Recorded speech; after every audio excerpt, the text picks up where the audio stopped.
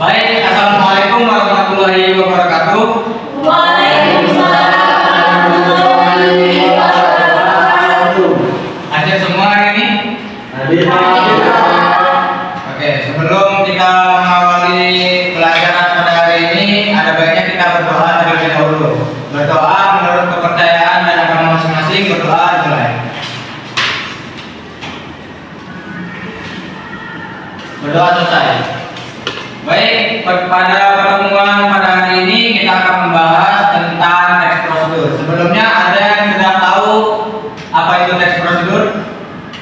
Tidak, Pak. Baik, teks prosedur adalah teks yang berisi tentang langkah-langkah atau tahapan untuk mencapai suatu tujuan tertentu. Misalnya kalian ingin membuat jus buah, atau membuat opor ayam, atau membuat sayur kangkung, itu memiliki sebuah langkah-langkah yang harus kita ikuti agar mencapai hasil yang maksimal dan dengan rasa yang lezat. Nah, teks prosedur juga dapat membantu pembaca untuk memahami cara membuat, cara menggunakan, dan cara melakukan sesuatu secara urut dan jelas.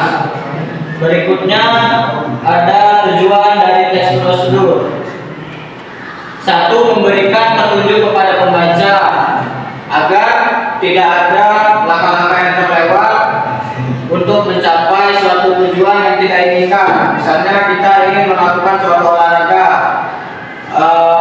renang. Sebelum renang kita diwajibkan untuk melakukan pemanasan, dan itu pun termasuk pada langkah-langkah.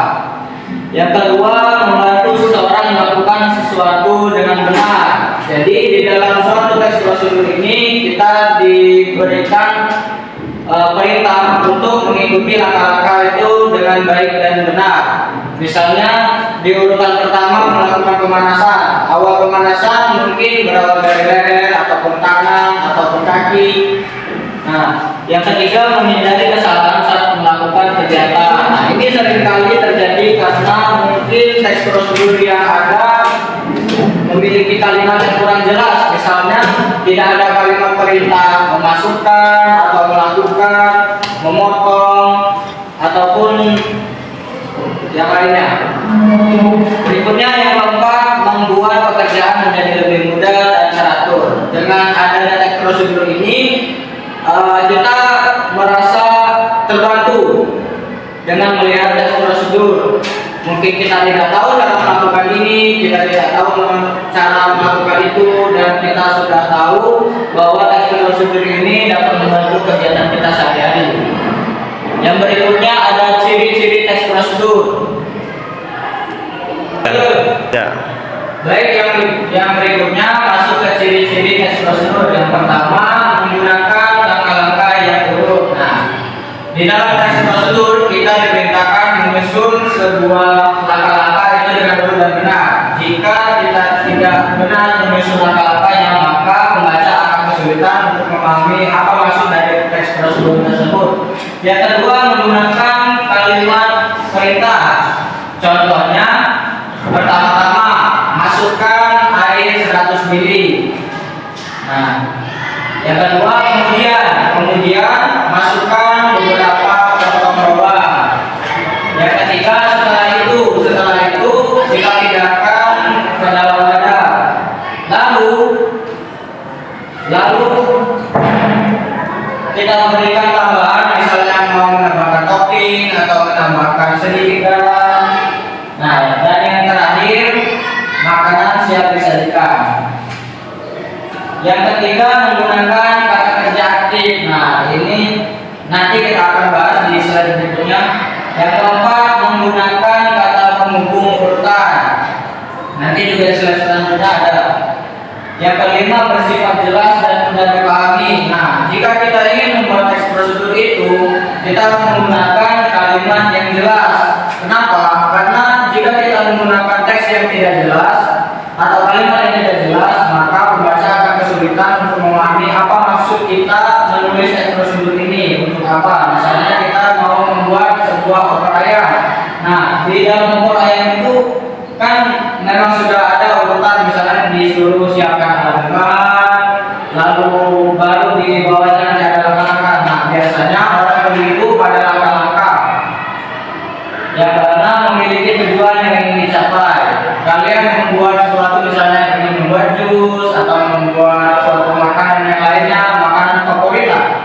Nah, harus memiliki tujuannya apa? Agar memiliki cita rasa yang lezat dan tidak membosankan ketika dikirim atau dimakan. Baik, yang berikutnya ada struktur teks prosedur. Yang pertama ada tujuan, bagian yang menjelaskan hasil atau tujuan kegiatan. Contoh, cara membuat teh manis. Yang kedua, alat dan bahan. Berisi alat atau bahan yang diperlukan. Contohnya gelas, sendok, teh, gula, air panas. Yang ketiga, langkah-langkah. Berisi tahapan kegiatan secara urut. Contohnya, siapkan gelas, masukkan teh dan gula, tuangkan air panas, aduk hingga rata, dan teh manis siap diminum. Yang berikutnya ada jenis-jenis teks prosedur. Yang pertama ada teks prosedur sederhana, berisi langkah-langkah yang singkat, yaitu 2-5 baris. Contohnya cara menyalakan televisi. Yang kedua, teks prosedur kompleks,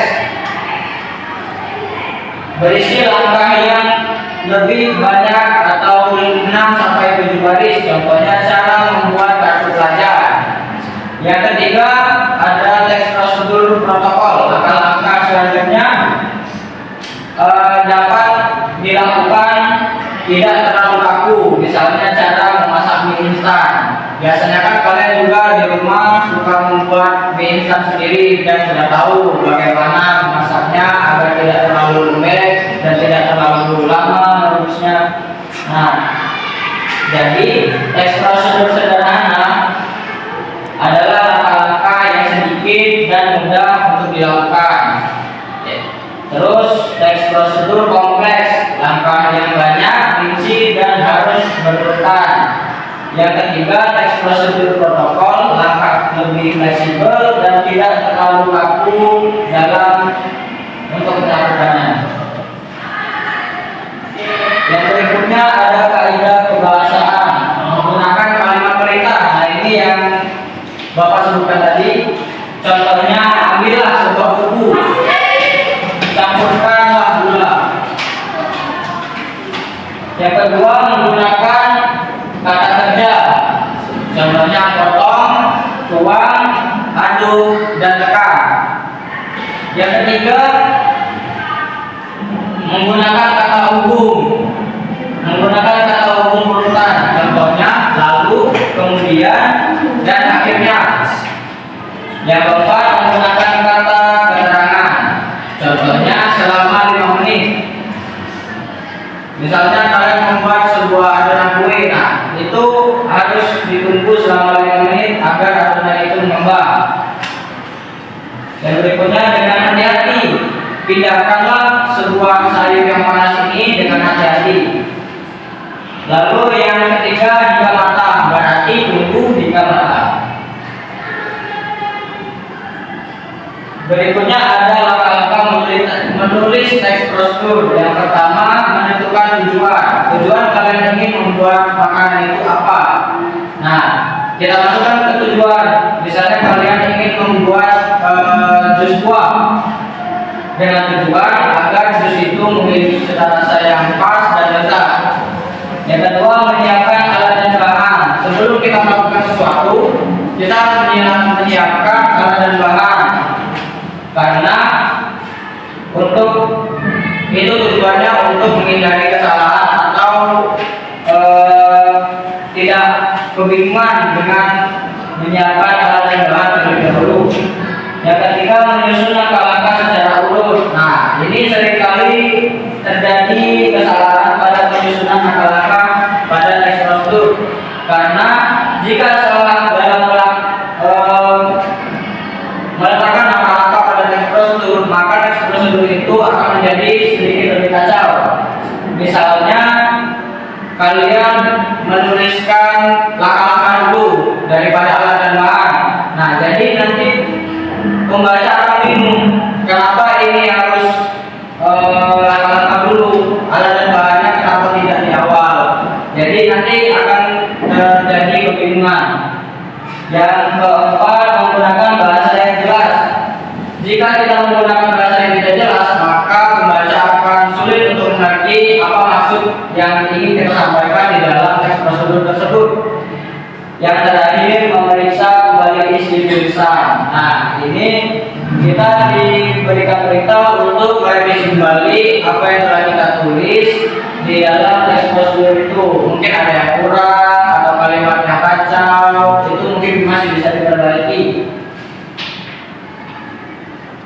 Nah, ini ada contoh teks prosedur. Cara mencontoh teks prosedur yaitu cara mencuci tangan yang baik dan benar. Tujuannya agar tangan menjadi bersih dan terhindar dari kuman. Langkah-langkahnya, yang pertama, basahi tangan dengan air. Gunakan sabun secukupnya. Gosok seluruh bagian tangan bila sehingga bersih. Keringkan dengan menggunakan tisu atau handuk. Baik, sampai di sini apakah ada yang ingin ditanyakan? Mungkin ada yang belum dipahami, bisa kita ulangi lagi. Tidak ada. Kelihatannya Bang Kes sudah bosan sekali ya. Ya bosan, masih bosan. Baik, kesimpulan dari materi kita pada hari ini yaitu teks prosedur adalah teks yang berisi langkah-langkah atau tahapan untuk melakukan suatu kegiatan atau membuat sesuatu. Teks ini bertujuan membantu pembaca memahami cara kerja secara benar dan teratur.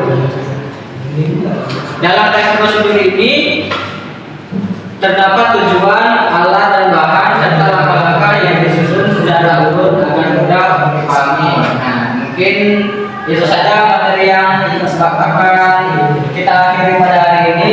Tidak banyak-banyak karena kelihatannya kalian juga sudah bosan, sudah mengantuk, kakinya sudah gatal-gatal, goyang-goyang. Ya, mungkin itu saja yang dapat Bapak